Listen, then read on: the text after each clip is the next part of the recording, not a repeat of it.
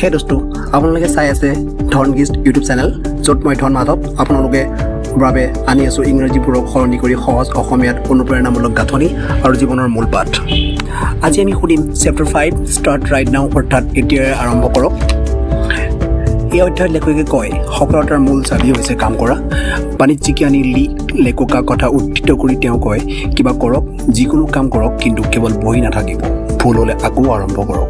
অৰ্থাৎ the right time বুলি কিবা নাই, সৰ্বশ্ৰেষ্ঠ সময় হৈছে এতিয়া। যোৱাকালি গ'ল, আহিবলগীয়া দিন অনিশ্চিত আৰু কেৱল আজিৰ দিনটোৱেই তোমাৰ হাতত কাম কৰাৰ সময় আছে। লেখকে কয় মানুহে কাম নকৰাৰ 4টা অজুহাত দিয়ে আৰু এইবোৰ আমাৰ জীৱনৰ আগবঢ়াটো ৰখাই দিয়ে।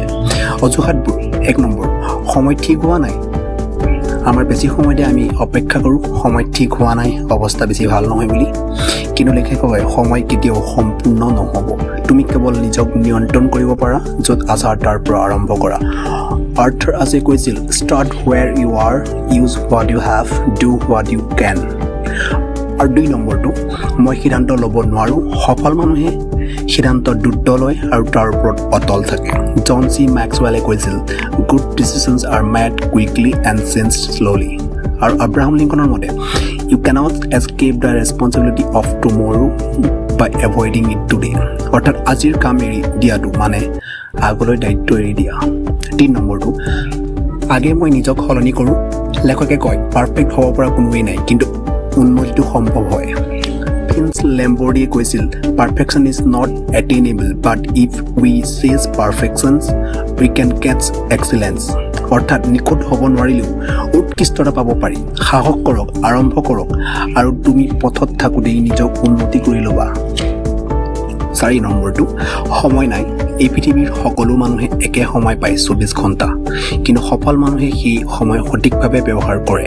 জন ওডেনে কৈছিল if you don't have time to do it right, when will you have time to do it over?